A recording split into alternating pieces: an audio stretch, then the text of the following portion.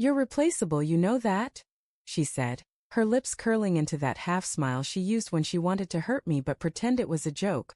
For a moment I just stared at her, unsure if I'd heard her right. The glass of wine in my hand trembled slightly.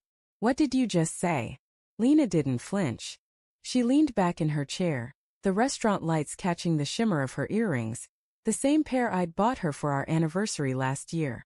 Don't take it so personally, Noah. I'm just saying, if you keep working late every night, don't be surprised if someone else appreciates me while you're busy chasing deadlines. Her tone was light, playful even, but her eyes said something else, cold, distant, and unapologetic. Something inside me cracked that night. We'd been married for 7 years. Not perfect ones, but I thought we were stable. I worked long hours as a project manager, yes, but it was for us, the mortgage, her dream vacation plans, the new car she wanted. I thought she understood. Apparently she didn't. Or maybe she did and just didn't care anymore. After dinner, the car ride home was silent. The city light slid across her face, highlighting that same smirk she'd worn when she said I was replaceable. When we reached home, she went straight to the bedroom, muttering something about having an early yoga class.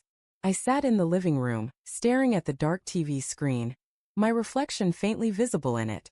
I looked tired, worn down. The kind of man who gives everything and still ends up being not enough.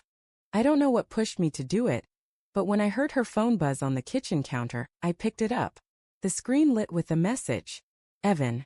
Can't stop thinking about tonight. You sure he won't find out? My heart stopped. I opened the chat. The thread was long, too long. Messages about hotel rooms. Secret lunches. Miss you already. You smell like him, wash it off. He'll never know. I scrolled, my hands shaking so violently I almost dropped the phone. There it was, a selfie of her wearing the same dress she had on tonight, smiling at the camera, and behind her in the reflection of the hotel mirror, a man sitting on the bed shirtless. Evan. I couldn't breathe. The walls closed in, the air thick and choking. My chest felt like it was caving in on itself. The woman I had built my life around, the woman I had trusted with every part of me, had looked me in the eye over dinner and told me I was replaceable. And she meant it. When I walked into the bedroom, she was already in bed, pretending to sleep. I stood there watching her for a long time. The soft rhythm of her breathing, the faint scent of perfume that wasn't the one she usually wore. Probably one he liked. Who's Evan? I asked quietly. Her breathing hitched. For a second she didn't move, didn't even open her eyes. Then slowly she turned toward me, her expression blank. What are you talking about? Don't, I said, my voice breaking a little. Don't lie to me, Lena. Please. Her eyes darted toward the dresser, where her phone was now missing. She must have noticed. You went through my phone? She snapped, sitting up. I found out what I was supposed to find out. She crossed her arms, her jaw tightening. You had no right. I had every right, I cut in. You're sleeping with him, Lena. Just say it. Silence. Then a sigh, tired, annoyed. Fine. Yes. I've been seeing someone. Are you happy now? Happy. The word hit me like a slap. Why? I whispered. After everything, why would you do this? She shrugged, as if the answer was obvious. Because I was lonely, Noah. You stopped noticing me. You're always at work, always stressed, always talking about bills and projects. Evan makes me feel alive again. He actually looks at me. I laughed bitterly. You mean he flirts with you and tells you what you want to hear? That's not love, Lena. That's ego. She tilted her head, giving that same smirk, the one that started it all. Maybe. But at least I feel wanted. Something inside me went numb. Then you can have him, I said quietly. Because after tonight, I'm done trying to prove I'm worth staying for. She didn't believe me. Not then. I packed a small bag and walked out, ignoring her calls from the doorway. She thought it was another one of those dramatic husband exits, that I'd be back by morning. But I wasn't.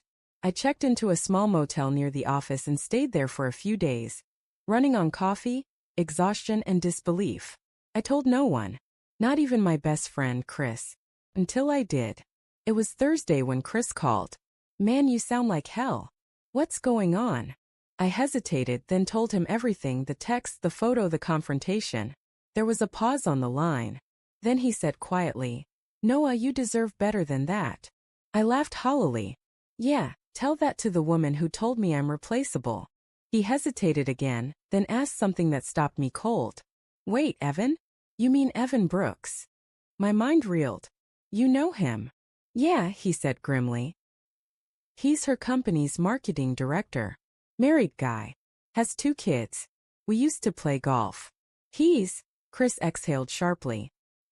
He's been bragging about some secret affair at the office. Said she was married but miserable. I didn't know it was her. My stomach turned. So it wasn't just betrayal. It was humiliation, the kind that spreads quietly like rot, through whispers and smirks in office corridors. That night, something inside me shifted from heartbreak to resolve.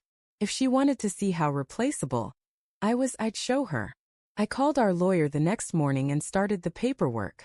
No screaming matches, no second chances. I also contacted Evan's wife through a discreet channel Chris helped me with. She didn't sound surprised, just tired. Like she'd been waiting for this call. Within a week, Evan's marriage imploded publicly. His wife exposed his affair on social media, tagging both Lena and his company. Screenshots, photos, everything. Lena's reputation at work? Gone. Evan lost his position, and she was suspended pending investigation of professional misconduct. Meanwhile, I quietly moved our joint funds into a new account and let the divorce roll through. She showed up at my office 2 weeks later. Eyes red, makeup smeared, the confident smirk finally gone. Noah, she said, voice trembling. Please. I made a mistake. I didn't mean what I said. You aren't replaceable. I looked at her, really looked at her, and for the first time I felt nothing. Not anger. Not love. Just emptiness. Lena, I said softly. You replaced me long before I had the chance to prove you wrong. She started crying. I don't want him. I want you. I shook my head. You wanted attention. You wanted someone to make you feel alive. I wanted to build a life. Those are 2 very different things. She reached for me, but I stepped back. I'm not your safety net, I said. And you were right, by the way. She blinked through her tears. About what? That I'm replaceable. I gave a small sad smile. Just not in the way you think. I walked away, leaving her standing in the lobby, surrounded by the weight of her own choices. It's been 6 months since then. I moved into a smaller apartment. Quiet, sunlight through the curtains, plants on the balcony. I started running again, picking up my guitar, relearning who I am without her shadow over me. Sometimes when I think about that night, the smirk, the word replaceable, I realize something. She wasn't wrong that people can be replaced. But love built on lies? That's the thing that's truly disposable. And in proving her wrong, I found something better than revenge. I found myself again.